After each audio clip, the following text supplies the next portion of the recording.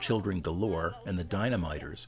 Here we have the next of the nude scenes, shot for the export version, this one featuring some startling frontal nudity in shadow. British film journalist Jonathan Rigby got a very funny story from cast member Melvin Hayes about the filming of what he called these tits out scenes. As Jonathan related on Facebook in May 2012, Hayes recalled, quote, "We're doing the tavern scene, and there's this fellow in the corner, an extra, who's been sucking this girl's tit all morning.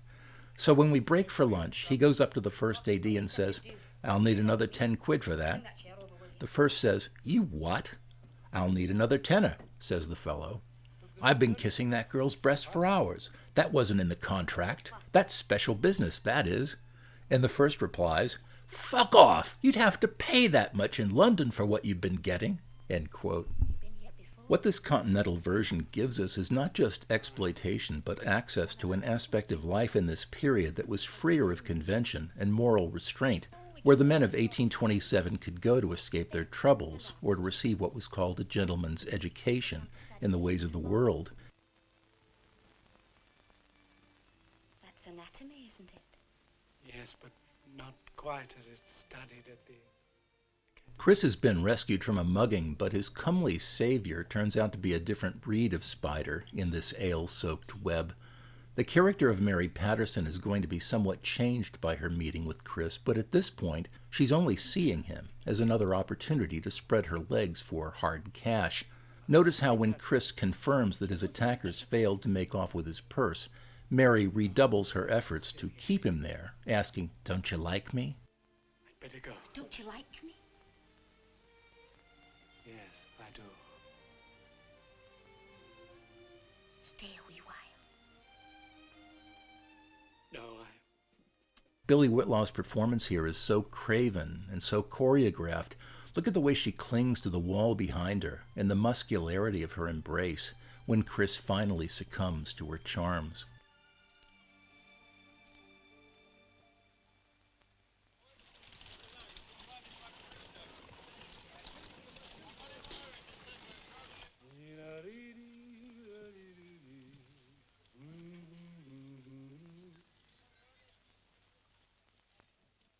This beautifully done morning after scene is quite suggestive, but Billy Whitlaw declined to appear nude herself. John Kearney, quoted in Andrew Llewellyn's book From Gothic Chills to Cult TV Thrills, the Baker and Berman story, recalled filming their love scenes in slightly more graphic detail than is seen in the final cut, even the final continental cut. He said, quote, "She did the scene with 2 plasters covering her nipples. They scratched my chest like razors and must have been murder to take off. But Billy told me, 'Otherwise me mother would be affronted.'" End quote. Even so, I've rarely seen an actress convey so believably the humid glow of a woman who has just been well loved. Some of us might take from her submissive and pleasured appearance that Mary has already fallen in love with Chris, but where we really see a change in her aspect is when Chris proposes that he, quote, "take her out," which embodies a pride in their relationship, a willingness to be seen with her publicly. At first, Mary assumes this is a jest on his part, but this offends Chris, less for him than for the self-loathing she implies when she refers to the likes of me. When she realizes he's serious, that he wants the world to see the two of them together in love, Mary is frankly stunned. She's clearly never had this from a man before. And even if we're paying close attention, we can only begin to intuit the life of horror and shame she's had to live to this point.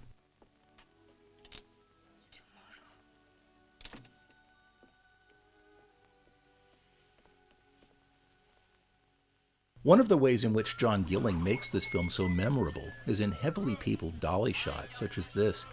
The content may sometimes be repugnant or make us feel sorrow for the people living in this time, but Monty Berman's cinematography is hugely ambitious.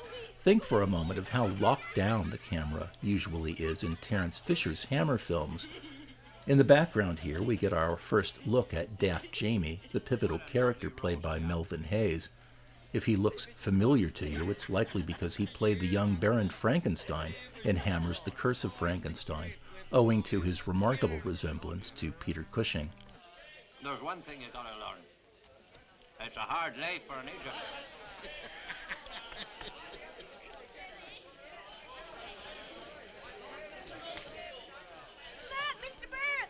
is it, Jenny? It's gonna eat you home. Something terrible's happened. Well, what is it? You see when you get home. Could it be the old woman's broke her neck? Stop your wishful thinking, man. Oh, it's the grand... Gilling's characterization of Burke and Hare reminds me a great deal of the fox and cat in Walt Disney's Pinocchio, 1940, who lead the innocent little wooden boy down the garden path into slavery and even greater horrors. But if you compare this film to Gilling's earlier treatment of the subject in The Greed of William Hart, you can also see the influence of Dylan Thomas's intermediary play about the subject, The Doctor and the Devils, first published in 1953 and filmed by another Hammer alumnus, Freddie Francis, in 1985. Horrific characters that they are, Burke and Hare are portrayed almost as music hall comedians, swanning about the town in their ragged clothes and looking down their noses at everyone else as inferior, which by implication places them well above the laws that govern those inferiors. Their disgust, blind to themselves, gives them license to do the things they do. Here's business. Very slack. I'm away for some help, Mrs. Burke. He'll be gone sooner than a dog can wag his tail. That'll be tomorrow. I don't know what the rest of my lodgers are going to say. Well, he's one less to worry about, the dirty old swindler. Oh, stop your moaning and go and put the bed to let... A marvelous but easily overlooked performance is that of Renee Houston as Mrs. Burke. This character is rich in pathos. We can see through her that the only currency available to most women of this time was their sex. And once a woman was past her sexual prime, she was condemned to the drudgerous life of a housemaid, possibly running the household but never running her husband.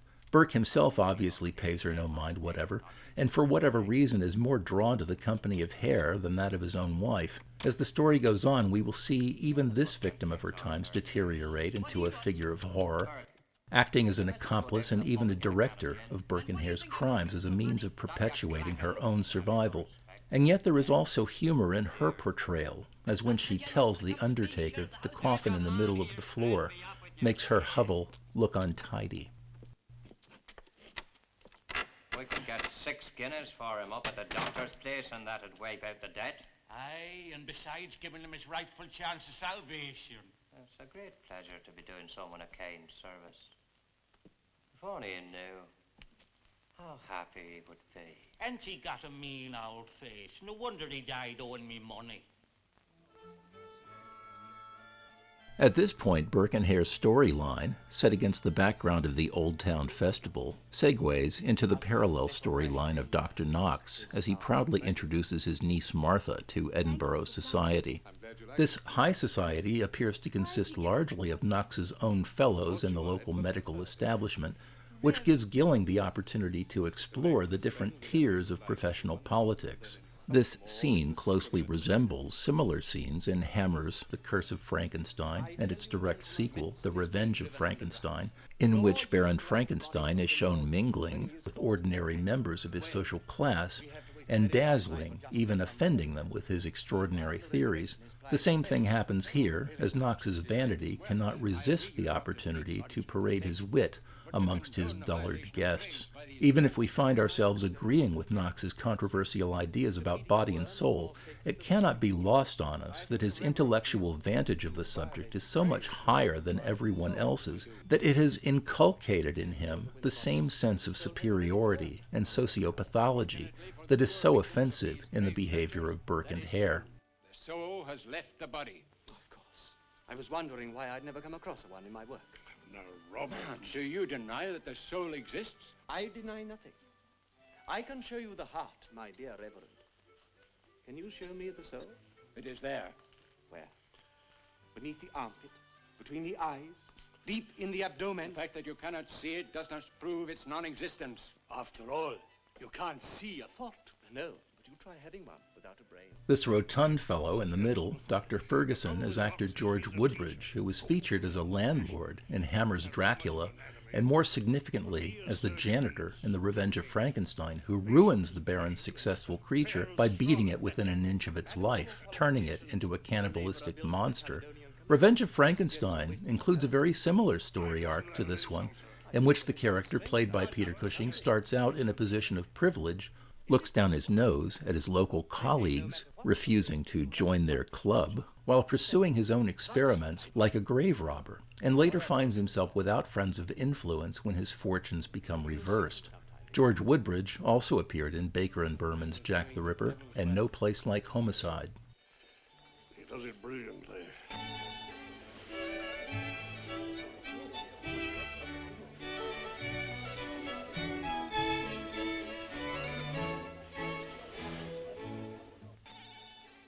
It's terrible creepy here, isn't it, Willie? Donald Pleasance had been kicking around in British cinema since the early 1950s, but his specific place in cinema didn't become fully pronounced until the time of Michael Anderson's filming of 1984 in 1956. Like the aforementioned Stephen Scott, he was also a cast member of John Gilling's earlier film The Man Inside, so this was another working relationship coming to fruition. As for George Rose, he had been around for just as long, but had acted in somewhat loftier films than Pleasance, notably The Beggar's Opera and A Night to Remember. He came to this particular project as an alumnus of Baker and Berman's Jack the Ripper. Pleasance's professional breakthroughs actually happened on stage, notably in Jean Anouilh's The Lark and Harold Pinter's The Caretaker, which he reprised on film in 1962. This film, made in the first year of the second of his 4 eventual marriages, led to his being cast in Anglo-amalgamated Circus of Horrors and Hammer's Hell is a City with Billy Whitlaw, which in turn led to numerous horror pictures, but it also led to a long and fruitful career in big pictures and art pictures, including Sons and Lovers, The Great Escape, The Greatest Story Ever Told, Roman Polanski's Cul-de-sac, You Only Live Twice, and 2 memorable roles for American television in The Twilight Zone's Changing of the Guard and the Outer Limits classic The Man with the Power. Of course, this was just the cap of an extraordinary career that lasted until his death in 1995, ending with his 5th appearance as Dr. Loomis in Halloween, The Curse of Michael Myers. Just as the film presents us with rhyming narrative arcs for Dr. Knox and his 2 ghouls, we also get an echo-like relationship between Chris and Mary and Dr. Mitchell and Martha.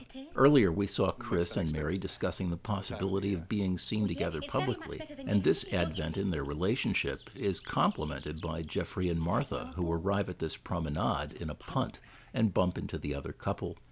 It looks nice. I wish we had one, Chris. Well, why don't you borrow it for the afternoon? You'd be very welcome. Oh, what with Chris paddling? No fear. I don't fancy walking here with wet There is so much happening here on a level below their social pleasantries. We can feel the divisive line between their social levels, which is reflected in the roughness of Mary and the relative smoothness of Martha, who has clearly spent some time in charm schools. Jeffrey's slightly pained politeness indicates he sees Mary as a likely reason for Chris's lack of focus in school, and Mary seems to eye Martha's dress covetously and the front of Jeffrey's trousers just as much. He's been giving him extra coaching. But I'm afraid his mind's not on his work. Come to that, neither is mine. Mary and Chris return to his room. Mary is furious because he hesitated to introduce her to his friends and assumes that he's ashamed of her. When Chris embraces her, she looks evilly empowered and promptly ingratiates herself once again by pointing out that his place is unkept and needs a woman's touch. The proudest man in the world. Oh, you need a woman about the place. I need you. Oh, Lisa. yes, Mary. No, Lisa, tonight. You. Tonight. I can't. I've got to work tonight. What? Tonight? Got papers to prepare for tomorrow's lecture. I thought perhaps we could go out. In the previous scene, Jeffrey confides his concern to Martha that Chris's mind might not be entirely on his work. In this moment, we are vividly shown how he is still thinking diligently. However, Mary has her hooks in him, and she must feel that the only way she might hold on to this kind man is to drag him down into the gutter with her. To keep him, to deserve him, she must first destroy him.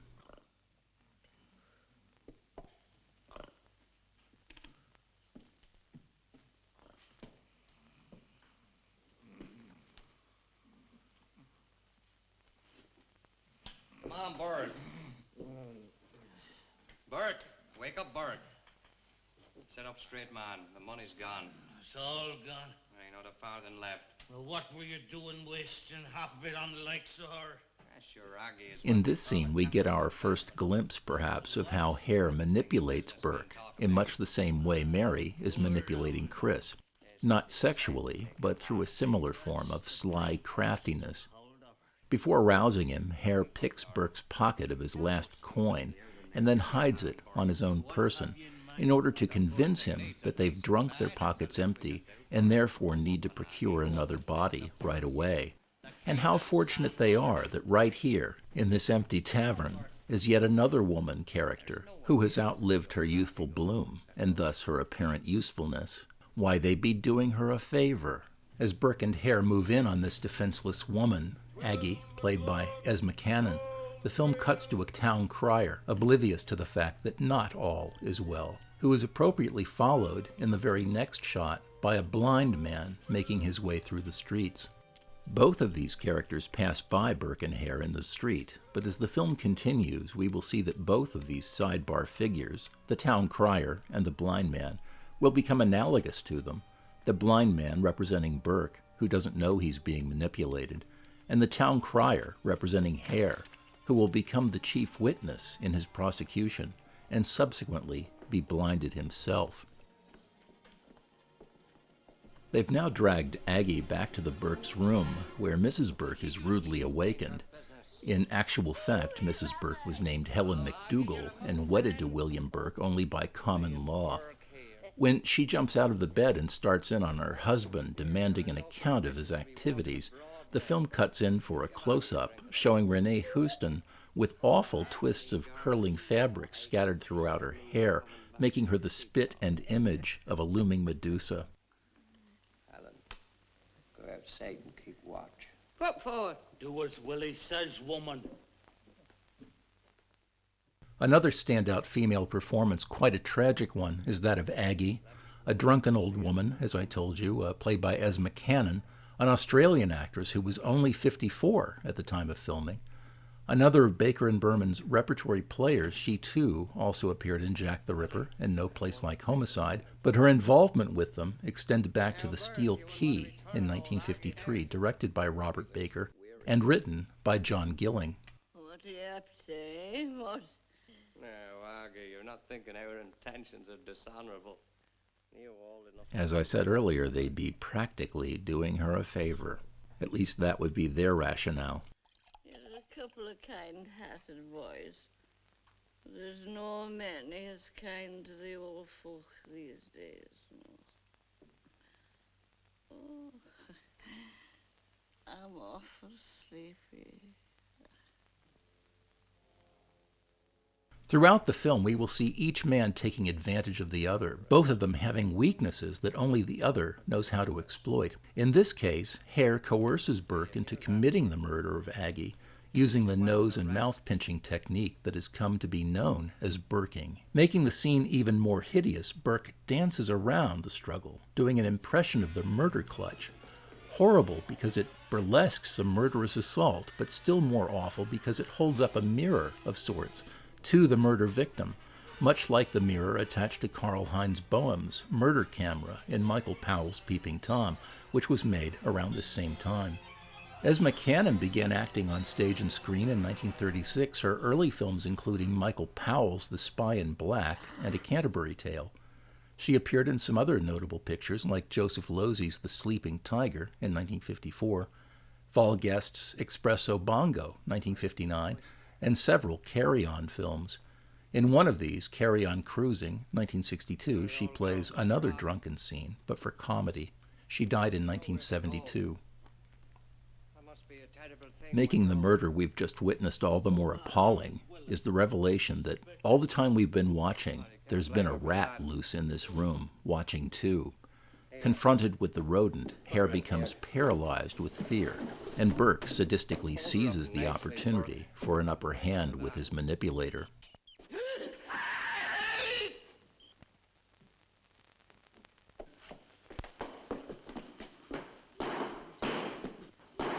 Filthy thing. A filthy, rotten thing. Let's take a moment to just savor the interplay between these characters. Beauty, eh, Willie? Ain't she a beauty?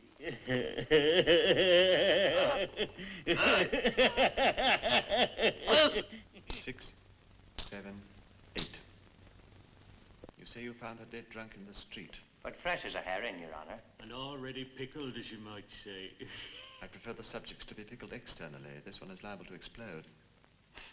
However, her heart, I suppose. You're a great man to be doing business with, Doctor. Do you take the snuff? Would you be wanting a more or less regular supply of poor unfortunates like Aggie? There's always a big demand for subjects here. Isn't there hundreds just like her in this old town? Nowhere to sleep. Such rationalizations are familiar to us because we've also heard them from Burke and Hare. While those scenes play with a bitter comic edge, when we hear the same words echoed here, they impart only tragedy. The best thing for her, eh, Davy? Aye. She was a fair age, sir. She'll serve a more useful purpose now than she did in life. See to her in the morning, will you? Aye, sir. Do you know what? A man could become a millionaire at this game. Do you think so, Willie? You may have noticed that Peter Cushing's energy is pitched a little higher with his Dr. Knox character than it is when he's playing Baron Frankenstein. Knox is not a visionary villain. He's more of a medical idealist. He's not quite the misanthrope Frankenstein is. He's more of a snob, flaunting his good manners with a certain tartness. He's more class-conscious than Frankenstein. He's not one to get his own hands dirty with grave robbing. Indeed, he sometimes even leaves the dispensation of pay to grubbier hands. The grand tragedy posed by this film applies to several characters, but Knox's particular fall from grace is alone because he alone stands to lose his reputation. As we will see later, even the makers of this film couldn't quite bring themselves to strip away his presumed good intentions, and the ultimate good they did. We are waiting. First, Here, we can also see the toll that Chris's relationship with Mary Patterson is having on his schooling, which Knox is financing in much the same way he's financing Burke and Hare. Invited to the front of the room to explain a point he's clearly slept through, Chris is being exposed to shame by Knox, who is hoping to impress his laxness upon him. There is a firm-handed kindness underlying the cruelty. He assumes that Chris is simply being lazy, not realizing that the extra work he's given this student has forced him into being as much a slave to medical progress as he is, not realizing that he's also giving of his extra time to Mary's social and sexual demands. As the scene fades out, the camera occupies a form of Knox's own scrutiny, placing Chris in a court docket of judgment, where we leave him squirming. After a dissolve, we find him lying completely exhausted in a well-disrupted bed, his homework lying on a nearby table exposed to the winds. For all the time he is devoted to her, Mary is none the less dissatisfied, as we see when she returns drunken to their love nest. Well, unto you do I unfold what prove my destiny.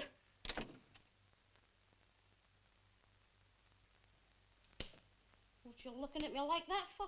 There hasn't even been a fight between these two before Mary's released anger starts a fire, with Chris's home studies as its kindling. What this scene establishes is that Mary and Chris are fundamentally different because she comes from a life she wants not only to escape, but to forget, while Chris maintains that he could make her happy. Alas, Mary knows that only temporary oblivion can bring her any happiness, and to find it, she needs to return periodically to the very squalor she wants to elude.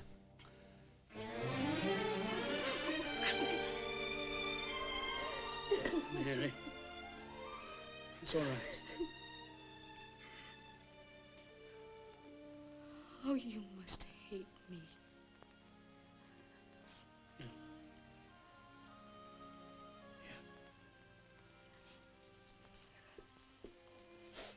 Where did you go? Oh, I went across the road for a wee drink. You know how it is. Yeah, I know how it is. Chris, Yeah. you know you asked me to think about for marrying me. Well? One of Britain's finest stage and screen actresses, Billy Whitlaw was born in Coventry, Warwickshire, on June 6, 1932. A graduate of the Royal Academy of Dramatic Art, she made her stage debut in 1950 and her first film in 1953 after a string of BBC television productions, including a serial adaptation of The Secret Garden. She took a minor role in Joseph Losey's The Sleeping Tiger and reprised her stage role in a 1955 televised restaging of Othello with Laurence Olivier in the lead.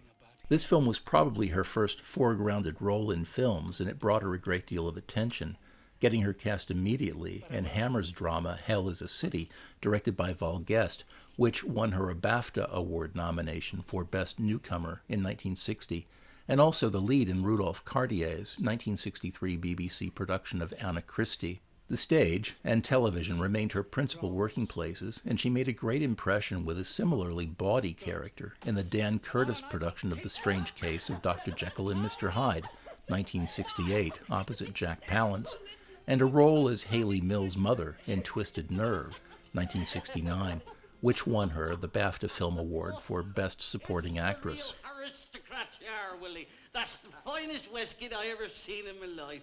That suits the colour of your eyes. Bloodshot. Keep a civil tongue in your head, woman.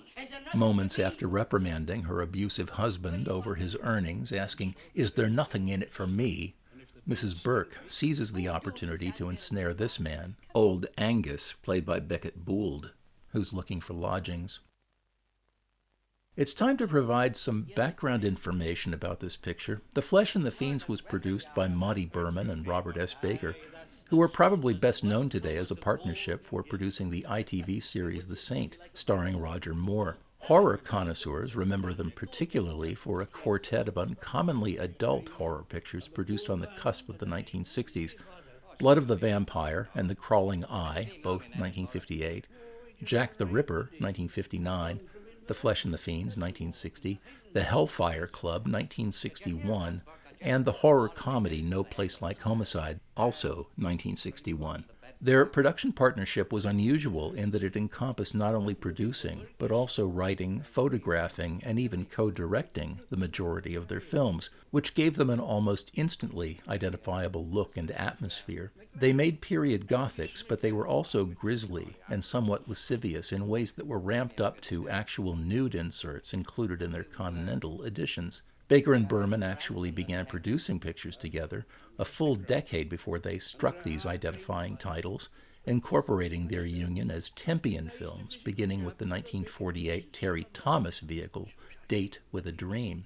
Of the two men, Berman, born August 16, 1913 in Whitechapel, London, had been in the film business the longest, starting out at Twickenham as a camera assistant in 1922. He rose to the position of cinematographer in 1935, contributing to the photography of two early Michael Powell features, Some Day and End of the World. His fledgling career was then disrupted by the advent of World War II. It was while in the service, stationed in North Africa, that he met Robert Baker as a member of the 8th Army Film and Photographic Unit. Baker, born in London on October 17, 1916, was a combat cameraman without prior experience in the movie business. But the two men got along well, had similar goals, and married their proverbial fortunes to set out on a path to greater glory. Berman photographed the early Tempian films, which were what were then called quota quickies, what Americans know as B-pictures or co-features. Baker directed these half of the time, starting with Melody Club, 1949, and Blackout, 1950. Looking over the titles that Tempian films produced, one can easily spot a recurring interest in noir, the dark sides of human experience. Some of the titles were No Trace, The Frightened Man, Murder Will Out, Deadly Nightshade, Recoil, Escape by Night, and Murder on Approval. The earliest of these titles, No Trace, made in 1949, was written and directed from a Robert S. Baker story by none other than John Gilling. The career of John Gilling, the elder of both Baker and Berman, born May 29, 1912 in London, had followed a similar trajectory, starting out with assistant director jobs on some early pictures, crediting him as Jack Gilling as early as Father O'Flynn in 1935, and Ladislas Vida's Wings Over Africa, 1936, one of the less than half-dozen films beloved character actor Alan Napier made in his native country before relocating to the States. Only 4 films into his career, it too was disrupted by the war, but afterwards he hit the ground running, writing Black Memory in 1947 and 5 more produced scripts in 1948, including The Greed of William Hart and his directorial debut, a 38-minute featurette called Escape from Broadmoor. In 1949, he directed his first feature-length thriller, A Matter for Murder, which seems to have enticed Baker and Berman to scoop him up. Gilling's preoccupations as a screenwriter were crime, bad luck, and all manifestations of the horrible, and to a large extent it was the radiating spokes of his creative wheelhouse that defined the greater part of the Tempian Films roster. One could even say that it was his heavy lifting that enabled Robert S. Baker to road-test his own directorial career, which yielded only 5 pictures before Tempian hit horror pay dirt in 1958. This happened with Blood of the Vampire, directed by Henry Cass from an original script by Jimmy Sangster, who had written both of Hammer's breakthrough hits, Curse of Frankenstein and Dracula, also known as Horror of Dracula. No bones about it, Baker and Berman took notice of Hammer's great success with their horror doubleheader and took advantage of the fact that the company relied heavily on their family-like company and didn't sign their stars or creative principals to exclusive contracts. The same went for both sides. Blood of the Vampire featured Catgirl star Barbara Shelley, who was soon brought over to Hammer and became their reigning leading lady for many years. John Gilling himself would direct some of Hammer's top 1960s films, including Plague of the Zombies, The Reptile, and The Mummy's Shroud. Certainly in a scene like this, we can see a very polished outline for a similar scene in Terence Fisher's much later Frankenstein Must Be Destroyed, 1969, in which Baron Frankenstein turns on the fellow tenants of his rooming house and makes a devastating riposte to their inclinations toward uninformed gossip. I hope you still consider it an honor when you've heard the purpose of our visit. Nothing could change my opinion of you, gentlemen. Proceed. An article by Dr. Knox. Page 13, but pray don't trouble to find the place, Dr. Elliot. I have an excellent memory. A few months ago, a man came to the Edinburgh Infirmary with an aneurysm connected with one of the larger arteries of the neck.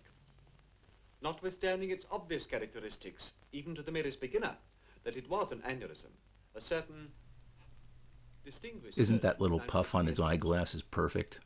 Accordingly, this celebrity, who was once an amateur member of the Ring, and who prides himself, among other things, upon the strength of his hands and arms, without pretension to head, plunged his knife into what he believed to be an abscess, and the patient died in a few seconds. Oh, the damned effrontery! How dare you?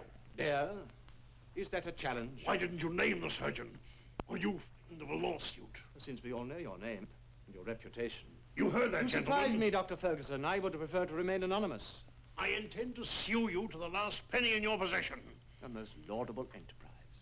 No doubt your preoccupation over a rich harvest will inspire a more adequate excuse for your next failure. When John Gilling died on November 22, 1984, one of his French obituaries was entitled John Gilling, the Man Who Lived in Terence Fisher's Shadow. It's not quite right, actually, to say that Gilling lived in Fisher's shadow. Indeed, he stepped up to bat as one of Hammer's star directors while Fisher was sitting at home for several years, nursing a repeatedly broken leg, and living down the commercial failure of films like The Phantom of the Opera and The Two Faces of Dr. Jekyll. Fisher returned to work in 1968 on The Devil Rides Out, also known as The Devil's Bride, but after making Frankenstein Must Be Destroyed the following year, another leg break sidelined him again, and his retirement was unexpectedly underway. He would make only one other film, an addition to the Frankenstein canon called Frankenstein and the Monster from Hell in 1973. During this period, Gilling had the opportunity, thanks to Berman and Baker, of directing regular series television, episodes of The Saint, The Champions, and Department S. But his search for work ultimately led him to move to Spain, where he ended up directing his last film, Cross of the Devil, in 1974. John Gilling waited another 9 years for work that did not come, dying in Madrid in 1972, 4 years after the passing of Terence Fisher. Born in Dublin in 1924, Dermot Walsh set out to be a lawyer before he fell in love with stage acting. He had his first leading role in a Terence Fisher short, To the Public Danger, made in 1948. He had several successful years as a rugged leading man, making 2 films, Ghost Ship and Undercover Agent, opposite his wife Hazel Court, but he began to accept more supporting roles around this time. He and John Gilling had worked together previously on 1952's The Frightened Man, in which he starred, a 1956 Baker and Berman production called Bond of Fear, which Gilling wrote for director Henry Cass, and another 1959 release, The Bandit of Jobbé. Walsh was also a favorite of writer Brian Clemens, who would cast him shortly after this as the gallivanting victim in a grisly adaptation of Edgar Allan Poe's The Telltale Heart, released in 1960, starring Lawrence Payne and Adrienne Corey. He would marry twice more after his divorce from Hazel Court in 1963. They had 1 child together, a daughter named Sally, who played Hazel Court's character Elizabeth as a young child in The Curse of Frankenstein. His last genre offering was Matakitas is Coming, an episode of the Hammer-produced television series Journey to the Unknown, in which he appeared opposite Vera Miles. He died in June 2002 at the age of 77. Seen here quaffing ales with Mary is one of her co-workers, Maggie O'Hara, played by June Powell. She was primarily a music hall singer and dancer. She may have taught Billy Whitlaw that song they were singing, and made only 1 other film, 1955's Tangier Assignment. The character of Daft Jamie, as played here by Melvin Hayes, may seem like one of those fictional characters sometimes inserted into a true story to give it more dramatic resonance, but he was in fact a real person. Daft Jamie, as he was popularly known, was born James Wilson and was a fixture of Edinburgh's Surgeon Square district. The exact nature of Jamie's disability was never identified in his brief lifetime. Even in the coldest weather, he walked around barefooted, and even without the hat that you see here. Despite his simplicity, despite his eccentricity, he was one of those remarkable people who could add up any pair of figures in his head and come up with the correct sum. It was a talent he sometimes used to get a free meal, and it's said that he never actually begged, that he got by due to the loving protection of his mother and sister, and indeed the generosity of the people he knew. He was very well liked, apparently, and despite his problems and the general meanness of the times, he was looked after by the townsfolk until the night he turned up dead, which sent shivers throughout the locality because it meant that no one was safe from murder. If you want a scene, I'll give it to you. You're drunk, Mary. Let me take you home. Well, let me take you home. This is obviously another scene reshot for the Continental version. Here, Chris confronts Mary in this house of ill repute with a demand that she come home with him. What he really doesn't understand is that Mary is another one of those 19th century personages, not unlike Daft Jamie, whose psychological profile was as yet undefined. As portrayed here, she is seriously bipolar, even schizophrenic, so that her nature drives her to